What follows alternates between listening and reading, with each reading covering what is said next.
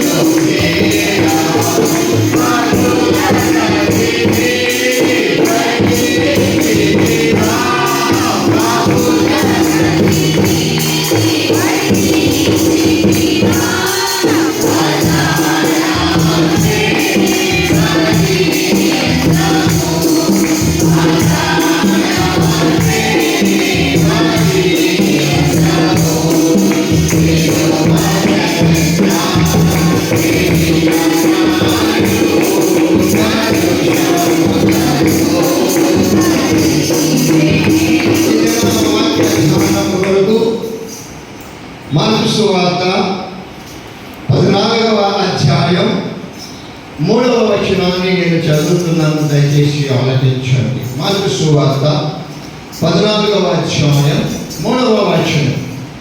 ఆయన బేతనియలో కుష్ఠరోగి అయిన సీమోని ఇంట భోజనములకు కూర్చుండి ఉన్నప్పుడు ఒక స్త్రీ మిక్కిలి విలువ గల అచ్చ జటా మాంస అత్తరు బుడ్డి తీసుకుని వచ్చి ఆ అత్తరు బుడ్డి పగులగొట్టి ఆ అత్తరును ఆయన తల మీద పోసెను. ఈ దిన మన ధ్యానాంశము పగిలిన బుడ్డి. పరిశుద్ధ గ్రంథంలో ఉన్నటువంటి 4 సువార్తలలోనూ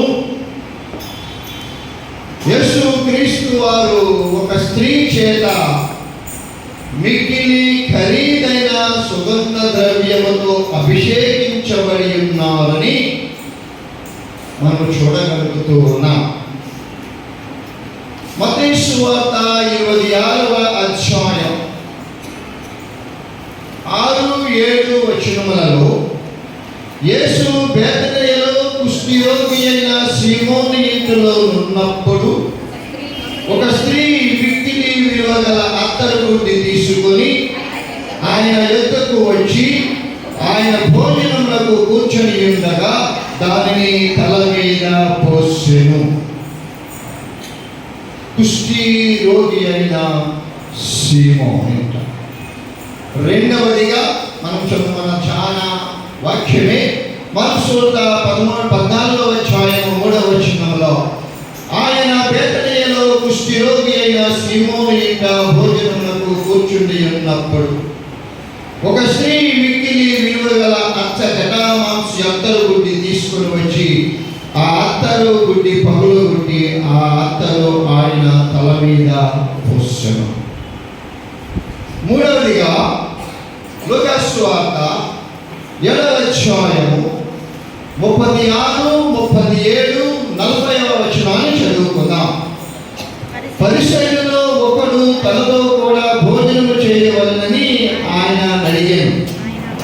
ఆయన పరిసయ్యుని ఇంటికి పోయి భోజన పంక్తిలో కూర్చున్నప్పుడు ఆ ఊరిలో ఉన్న పాపాత్మురాలైన ఒక స్త్రీ యేసు అక్కడ భోజనమునకు కూర్చుని ఉన్నామని తెలుసుకొని ఒక బుట్టెలో అత్తరు తీసుకుని వచ్చాడు. పాపాత్మురాలైన స్త్రీ ఎవరు?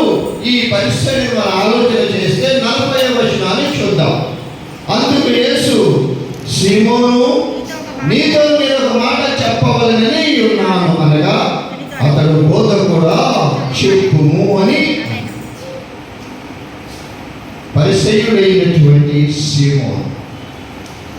4వదిగా యోహాను సువార్త 12వ అధ్యాయము 3వ వచనంలో, అప్పుడు మరియ మిక్కిలి విలువ గల అక్ష జటామాంసి అత్తరు ఒక సేరున్నర ఎత్తు తీసుకొని యేసు పాదములకు పూసి తన తల వెంట్రుకలతో ఆయన పాదములు తుడిచెను.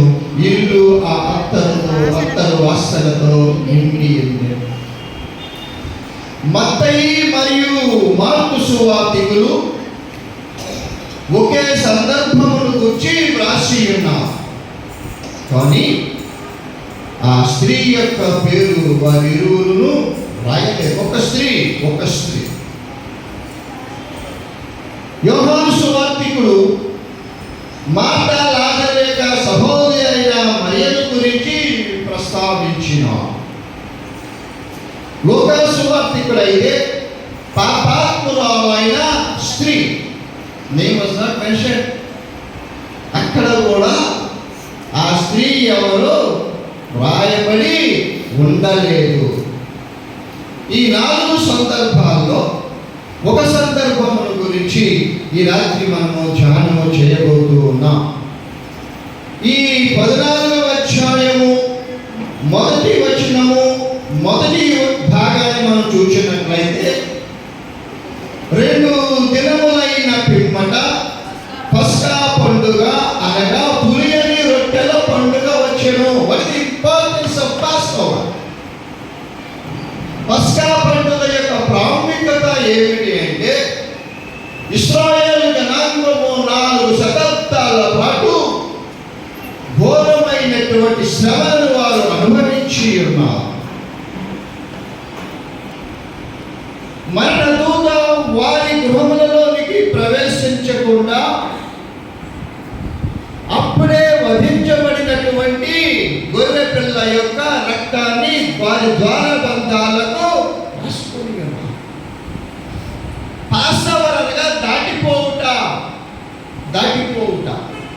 ఆ గృహములోనికి మరణదూత ప్రవేశించకుండా, వారి యొక్క తొలిచూలు బిడ్డలు చనిపోకుండా, మరణించకుండా ఉండటానికి గుర్తుగా వారు దాన్ని పస్కా పండుగ అని అంటూ ఉన్నారు. ఇశ్రాయేలీయులు ఆనాడు అప్పుడే వధించబడినటువంటి గొర్రెపిల్ల యొక్క రక్తాన్ని వారి ద్వారబంధాలకు రాసుకొని ఉన్నారు. ప్రియ విశ్వాసులారా, ప్రతి ప్రవచనానికి కూడా 2 నెరవేర్పులు ఉన్నవి. ఒకటి చరిత్రలో నెరవేర్పు, రెండవది మన వ్యక్తిగత జీవితంలో నెరవేర్పు. There are 2 types of fulfillment. One is historical fulfillment and the other one is individual fulfillment. ఆనాడు ఎప్పుడో ఇశ్రాయేలు జనాంగము ద్వారబంధాలకు వారు రాసుకున్నటువంటి రక్తము ద్వారా వారు రక్షించబడి ఉన్నారు. చరిత్రలో అది జరిగిపోయినది. But what about our individual fulfilment? ఆ ప్రవచనము నీ జీవితంలోనూ నా జీవితంలోనూ నెరవేరినదా? ఆలోచన చేసుకుందాం. రెండవదిగా మనం చూసినప్పుడు పులియని రొట్టెల పండుగ. 40 సంవత్సరముల పాటు ఇశ్రాయేలు జనాంగము అరణ్య యాత్రలో ఉన్నారు. అప్పుడు వారి ప్రయాణం అంతా కూడా హడావుడిగా తెలుసు, దోశలు మనం ఎలా పోసుకుంటామో తెలుసు. అప్పటికప్పుడు పిండి నానబెట్టి అట్లు పోసుకుంటే అట్టు వస్తుందా? రొట్టె తయారు. రాత్రికి దాన్ని నానబెడితే ఉదయానికి అది మనము రొట్టెను తయారు చేసుకోవడానికి ఉపయోగపడుతూ ఉన్నది. కానీ ఆనాడు ఇశ్రాయేలు జనాంగము చాలా హడావుడిగా జరిగినటువంటి ప్రయాణం అది. వాళ్ళు నానబెట్టుకున్నటువంటి పిండి పులియకుండానే రొట్టెలు చేసుకొని వాళ్ళు తమ ప్రయాణాన్ని కొనసాగించి దేవుడు నిర్దేశించినటువంటి కనాను దేశంలోనికి ప్రవేశించున్నారు. ఇది వారేమి ఏ పండుగ జరుపుకుంటూ ఉన్నారంటే పులియని రొట్టెల పండుగగా జరుపుకుంటూ. ఈ పులియని రొట్టెల పండుగ 2 దినములైన పిమ్మట ప్రభు అయినటువంటి యేసు క్రీస్తు వారు బేతనియలోనికి ప్రవేశిస్తూ ఉన్నారు. ఆయన ఎప్పుడు యెరూషలేమునకు పోతూ ఉన్నా ఆ రాత్రి బేతని అనే గ్రామంలోనే బస చేసి మరుసటి రోజు మళ్ళా పట్టణానికి బయలుదేరి వెళుతూ ఉండేటటువంటి వారు. 3వ వచనాన్ని మనం గమనించినప్పుడు ఆయన బేతనియలో కుష్ఠరోగి అయిన సీమోను ఇంట భోజనమునకు కూర్చుండి ఉన్నప్పుడు, ఈ సీమోను ఎవరో స్పెసిఫిక్ గా మెన్షన్ చేస్తూ ఉన్నాడు. ఎందుకంటే మనకి కొన్ని పేర్లు సాధారణంగా ఒకే పేరు చాలా పర్యాయాలు మనం వింటూ ఉంటాం. అందుకని ఈ సీమోను ఎవరు? కుష్ఠరోగము వచ్చి నయం కాబడినటువంటి వాడు ఈ సీమోను. ఇందాక వచ్చినటువంటి సీమోను ఎవరు? పరిసయ్యుడైనటువంటి సీమోను అయి ఉంటూ అన్నాడు. ఇంకో వ్యక్తి కూడా అన్నాడు, సైమన్ పీటర్, సీమోను పేతురు అని అంటున్నాడు. మరి సీమోను అంటూ ఉంటే ఏ సీమోను గారి ఇంటికి వెళ్ళాడని యేసు ప్రభు వారు అంటే కుష్ఠు రోగము చేత స్వస్థత పొందినటువంటి వ్యక్తి యొక్క ఇంటికి ప్రభు వారు భోజనానికి వెళ్ళి ఉంటూ ఉన్నారు. రక్షకుడైన యేసయ్య అటువంటి సీమోను ఇంటికి వెళ్ళుట చాలా ఆశ్చర్యం కదా. లోకరక్షకుడు ఏ పాపము లేనటువంటి వాడు ఒక కుష్ఠరోగి ఇంటికి ఆయన ఆహ్వానించబడి ఆ ఇంటిలో భోజనానికి వెళ్ళి ఉంటూ ఉన్నారు. లేవీయ కాండాన్ని మనం కనుక 13వ అధ్యాయాన్ని ఒకసారి మనం గమనిస్తే దాని భాగంలోకి వెళ్ళటం లేదు. కుష్ఠరోగులు మతపరంగా అపవిత్రత కలిగిన వారిగా వారు భావించబడి ఉంటూ ఉన్నారు. అందుకని వారిని వెలివేయమనేటువంటి మాట కూడా ఆనాడు జరిగి ఉండవచ్చునేమో. వారి గ్రామంలోనికి ప్రవేశించడానికి వారికి ఏమాత్రం అర్హత లేదు. వారి ఊరి చివరనే వారు తమ జీవనాన్ని వారు కొనసాగించవలసి ఉంటూ ఉన్నారు. ఇతరులతో వారు కలిసేటటువంటి వారు కాదు, మరియు ఇతరులు ఎవ్వరికి వారి గృహంలో ఆతిథ్యం ఇచ్చేటటువంటి వారు కాదు. అందుకని స్పెసిఫిక్గా కుష్ఠి వ్యాధి కలిగినటువంటి సీమోను ఇంటికి లోకరక్షకుడు వెళ్ళి ఉన్నాడు భోజనానికి. ఎవరు ఆహ్వానించబడినటువంటి గృహానికి లోకరక్షకుడు భోజనానికి అక్కడికి ఆయన వెళ్ళి ఉంటూ ఉన్నాడు. ఆనాడు కుష్ఠరోగుల్ని ఎలా చూచేవారంటే చనిపోయిన వారితో సమానంగా పరిగణిస్తూ ఉండేటటువంటి వారు. చనిపోయిన వారిలాగానే వారిని చూచేటటువంటి వారు. అందుకనే ఈ సీమోను పేతురు he emphasized how life and death interfere. ఈ సీమోను యొక్క జీవితం ద్వారా జీవితము మరియు మరణము ఒక దారములో ఉన్నటువంటి దారపు పోగులు ఏ విధంగా పెరవేసుకొనబడి ఉన్నావో ఆ విధంగా ఉన్నది జీవితము. Interfere life and death, life and death.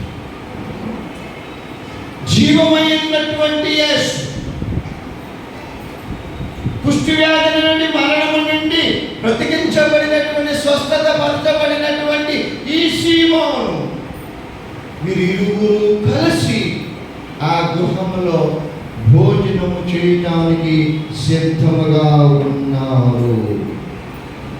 కుష్ఠరోగి సీమోనుని ప్రభువును కూర్చొని ఉన్నప్పుడు ఒక స్త్రీ ప్రవేశించినది. She was not a guest. ఆమె ఆ భోజనానికి ఆహ్వానించబడినటువంటి స్త్రీ కాదు విశ్వాసులారా. She entered suddenly. She joined suddenly in that feast. ఆ విందు భోజనానికి ఆమె అకస్మాత్తుగా ఆ గృహంలోనికి ప్రవేశించినది. But her name is unknown. ఆమె ఎవరో, ఆమె పేరేమిటో, ఆమె ఎక్కడి నుంచి వచ్చిందో ఎవరికి కూడా తెలియదు. కానీ ప్రభువారు ఆమెను గురించి చెప్పినటువంటి మాటలు వండర్ఫుల్, వెరీ బ్యూటిఫుల్. పేరు ఊరు లేనటువంటి ఆమెను గురించి యేసయ్య కుష్ఠరోగిలో హీల్ చేయబడి ఉన్నటువంటి సీమోను ఎంట భోజనానికి ఆహ్వానించబడినప్పుడు అకస్మాత్తుగా ఆ గృహంలోనికి ప్రవేశించినటువంటి స్త్రీ గురించి యేసయ్య పలికినటువంటి మాటలు చూడండి. 9వ వచనంలో, సర్వలోకములో ఎక్కడ ఈ సువార్త ప్రకటించబడునో, సర్వలోకములో, బేతనియ గ్రామంలోనే కాదు విశ్వాసులారా, యెరూషలేములోనే కాదు విశ్వాసులారా, ఎంటైర్ వరల్డ్, ఈ ప్రపంచమంతటా సర్వలోకములో ఎక్కడి సువార్త ప్రకటించబడునో అక్కడ ఈమె చేసినది జ్ఞాపకార్థముగా ప్రశంసింపబడునని మీతో నిశ్చయముగా చెప్పుచున్నాను. ఎంత గొప్ప కితాబు ఇచ్చున్నాడు ఆమెను గురించి. ఊరు పేరు లేనటువంటి ఆమెను గురించి లోకరక్షణ ఏమేమి ఇస్తున్నాడు. ఎక్కడైతే ఈ సువార్త ప్రకటించబడుతూ ఉన్నదో అక్కడల్లా కూడా ఈమె చేసినది ఏం చేసిందో చూద్దాం. ఈమె చేసినది జ్ఞాపకార్థముగా ప్రకటించబడునని. ఈమె చేసినది మనం చేయగలమో లేదో కూడా ముగింపులో చూద్దాం. ఈమె చేసినది ఊరు పేరు లేని అనామకురాలు. ఒక మాటలో చెప్పాలంటే ఊరు పేరు లేని అనామకురాలు చేసినటువంటిది జ్ఞాపకార్థముగా నిలిచిపోతుంది. ఇది ప్రకటించబడినటువంటి యేసయ్య ఆమె గురించి గొప్ప కితాబు ఇచ్చినట్లుగా మనం చేస్తూ ఉన్నాం. ఇటువంటి ఆమె పూర్తి భక్తురాలుగా, యేసయ్య భక్తురాలుగా మారిపోయినది విశ్వాసులారా. ఆమె ఎవరు పొందలేనటువంటి గొప్ప పొగడ్తను రక్షకుడైన యేసు స్వామి ద్వారా పొందుకొనబడినది. ఈమె ఏం చేసింది? ఈమె చేసిన ఘనకార్యము ఏమిటి? ఈమె గొప్ప కార్యము చేసినది మనం ఆలోచన చేస్తే మిక్కిలి విలువ కలిగిన అష్టజటామాంసి అంతరుంది తీసుకొని వచ్చినది. ఆమె ఒంటరిగా రాలేదు, ఆమె చేతులు గుడ్డు రాలేదు. ఆమె మనం ఏదైనా గృహాన్ని మనం వెళ్తూ ఉంటే చేతిలో ఏదో ఒక గిఫ్ట్ని మనము తీసుకొని వెళ్తాము కదా. ఖరీదైన గిఫ్ట్ కాకపోతే కవర్ పెట్టి బ్రహ్మాండంగా ఇప్పిస్తాం కదా, డెకరేషన్ చేసి. ఇప్పిన తర్వాత కానీ మీరు దాంట్లో ఉన్న గిఫ్ట్ ఏంటి అని. ఈమె ప్రభు అయినటువంటి యేసు క్రీస్తు వారిని చూడటానికి, కలుసుకోవడానికి వచ్చినటువంటి ఈ స్త్రీ ఆమె వస్తూ జటామాంసి అత్తరులో యేసు ప్రభు వారికి తీసుకొని వచ్చింది. నేను కొన్ని కామెంట్రీస్ చదువుతూ ఉన్నప్పుడు ఆ బుడ్డి షేపును రాశారు, ఆ బుడ్డి యొక్క ఆకారాన్ని రాశారు. ఆ బుడ్డి అంట మెడభాగము సన్నగా పొడవుగా ఉంటుందంట, క్రింది భాగము బల్బు మాదిరిగా ఉంటుందంట. సన్నగా మెడలాగా ఉంటుంది, అడుగు భాగము గుండ్రగా బుడ్డి అన్నమాట. అందరూ మీరు మర్చిపోయలేదు, కరెంట్ వచ్చిన తర్వాత ఇట్లా కిరోసిన్ గుడ్డి అంటుండేవారు. అధునాతన యుగంలో కాలంలో మనందరూ అసలు తిరస్నాయిలే దొరకదు, కిరోసిన్ గుడ్డి సంగతి కదా. ఆ సీసా ఎట్లా ఉన్నది, ఆ గుడ్డి ఎలా ఉన్నది అని అంటే వర్ణించాడు ఆయన.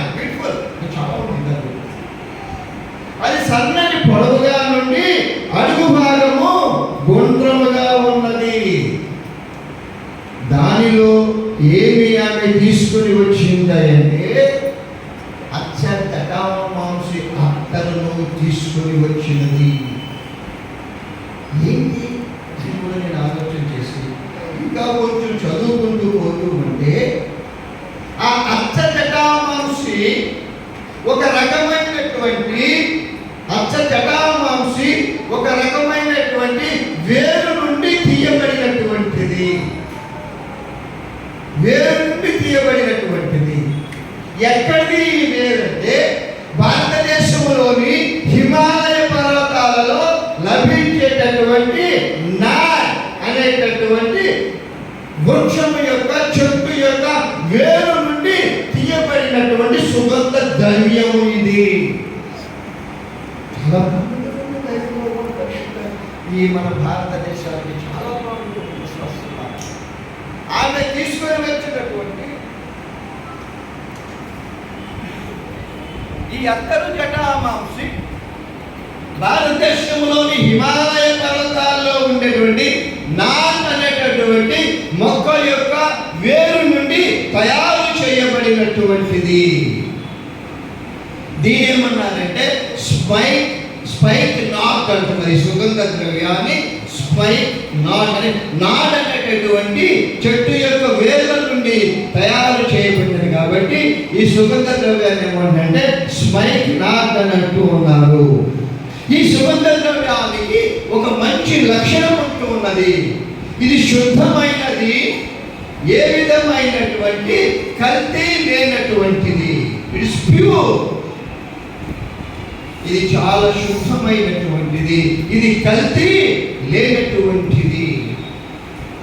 ఆమె చేసిన పని ఏమిటంటే మనకి మామూలుగా ఇంజెక్షన్ చేసుకోవటానికి వైల్ అంటారు.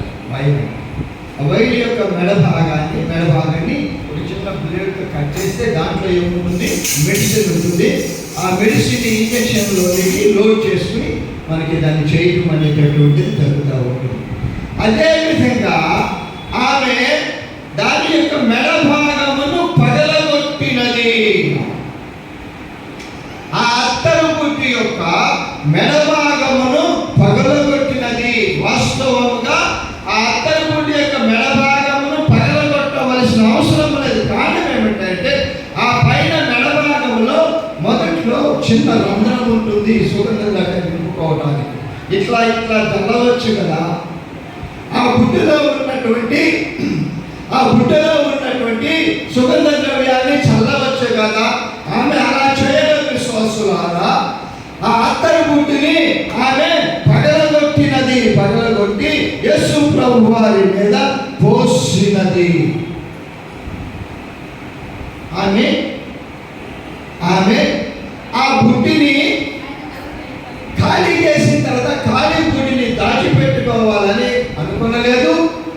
భవిష్యత్ అవసరం కోసము ఆ సుగంధ ద్రవ్యాన్ని దాచిపెట్టుకోవాలని ఆమె అనుకునలేదు. ఆమె చేసిన పని ఏమిటంటే ఆ అత్తరు గుడ్డిని పగలగొట్టి దానిలో ఉన్న అత్తరు మొత్తమును ప్రభువారి తలపైన పూసినట్లుగా మనం చూస్తూ ఉన్నాం.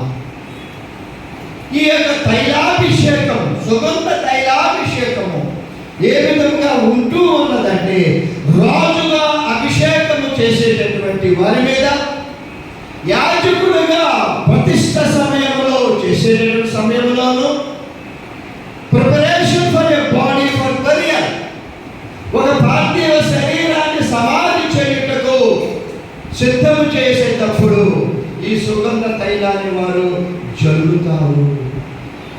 ఎందుకు మరి పరిశుద్ధ వారములో ఈ పగలగొట్టబడిన బుట్టిని గురించి మనం చదువుకుంటున్నామంటే ఆ స్త్రీ, ఊరు పేరు లేనటువంటి ఆ స్త్రీ ఆ బుట్టిని పగలగొట్టడం అంటే యేసు ప్రభు వారు బరియలకు సిద్ధమవుతూ ఉన్నారు. పగలగొట్టబడినటువంటి ఆ బుట్టి మన రక్షకుడైన యేసయ్య మరణించడానికి ఆయన సిద్ధము చేస్తున్నట్లుగా మనం చూస్తూ, that is the importance and significance of broken body. ఈ స్త్రీ చేసినటువంటి పని, యేసయ్య మరణించబోతూ ఉన్నారు నిజమే. దానికి చిహ్నముగా ఆమె చేసిన పని ఏంటంటే ఆ బుద్ధిని ప్రియ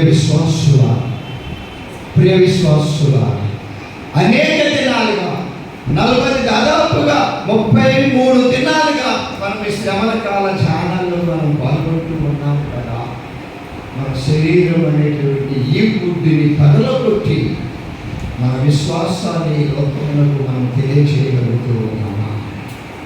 ఆనాడు ఆ స్త్రీ ఎంత గొప్ప ధన్యతను పొందుకొని ఉన్నది. ఆ స్త్రీ సర్వలోకములకు ఈ సువార్త ప్రకటించబడేటప్పుడల్లా కూడా ఆయన చేసినటువంటి పని జ్ఞాపకము ఉంచుకోవలసి ఉంటూ ఉన్నది. ఇవి చేసిన పని ఏమిటి? తన కొరకు ఏమీ దాచుకోలేదు. ఈ పుట్టి మరలా అవసరం అవుతుందని అనుకోలేదు. దీనిలో ఉన్న సుగంధ ద్రవ్యము నాకు మరలా అవసరం అవుతుంది అనుకోలేదు. కానీ సమస్తమును ప్రభువునకు తలపైన పోసినది, అభిషేకించినది. శ్వాస అభిషేకించినది. యేసయ్య మరణించడానికి ఆయన శ్రమలు పొందబోతూ ఉన్నాడన్నది సూచనగా, ఆయన సమాధి చేయబడబోతున్నాడన్నటువంటి దానికి సూచనగా ఆ బుడ్డిని ఆమె పగలగొట్టింది. మనం కూడా సాంప్రదాయంగా మనం కూడా చూస్తూ ఉన్నాము. ఎవరైనా చనిపోయినప్పుడు అత్తలు అంతా పోసేసి ఆ గుడ్డి తీసుకుని ఇంట్లో పెట్టుకుంటారా, మళ్ళీ ఆమె కూల్ డ్రింక్ అలా పోసుకుంటామని ఆ ఖాళీ గుడ్డిని సమాధిలోనే వేసేస్తాం కదా. ఇంకా అవసరం లేదని మనం సమాధిలోనే వేసేస్తాం కదా. శ్వాసలు ఆమె చేసిన పని ఏమిటంటే ఆ గుడ్డెలో ఉన్నటువంటి సుగంధ ద్రవ్యాన్ని మొత్తంని యేసు ప్రభు వారి తల మీద పోసి యేసు ప్రభు వారి యొక్క పర్యల్ని ఆమె జ్ఞాపకం చేస్తూ ఉన్నారు. మనము కూడా ఆయన నమ్మిన బిడ్డలుగా, ఆయన విశ్వాసం ఉంచినటువంటి బిడ్డలుగా ఈ లోకంలో మనం జీవిస్తూ ఉండగా ఆ స్త్రీ పొందినటువంటి కితాబును నీవు నేను పొందుకోగలుగుతూ ఉంటున్నాను. ఆమె పేరు పరిశుద్ధ గ్రంథంలో చెప్పబడి ఉండాలి.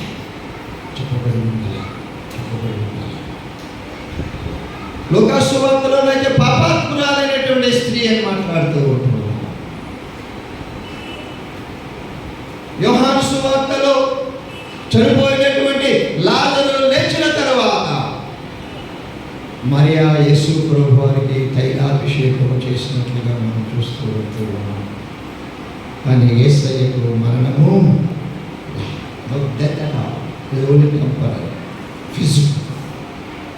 యేసయ్య పొందినటువంటి మరణము శాశ్వతమైన మరణము. ఆయన స్వచ్ఛంద మరణము, వాలంటరీ సిలువ మీద పలికిన మాటలు 7 మాటలు శుక్రవారం రోజున జరుగుతూ ఉన్నాయి.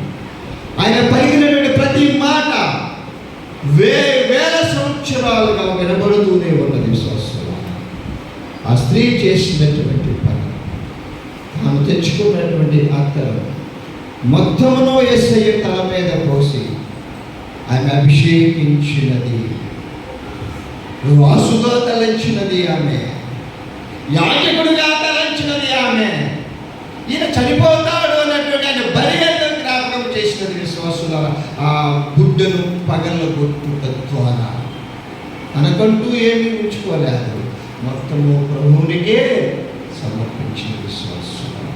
తనకున్నదంతయు ప్రభువునికే సమర్పించిన విశ్వాసం. అటువంటి జీవితాలు మనందరము కలిగి దేవుని నామం మీరు నేను మరి ఒకసారి జ్ఞాపకం చేసుకోవచ్చు. ఈ యొక్క సభల కాల ధ్యానాల్లో మనం ఏ సందేశాలను విన్నామో ఆ సందేశాలను ప్రాముఖ్యమైనటువంటి అంశాన్ని మనము స్వీకరించు. యేసయ్యకు నమ్మకమైన బిడ్డలుగా మనందరము జీవించాలని మనసారా కోరుకు.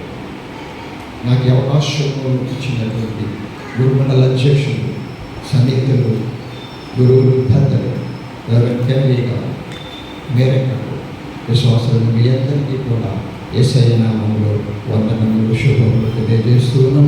దేవుడి వాక్యము దీవించి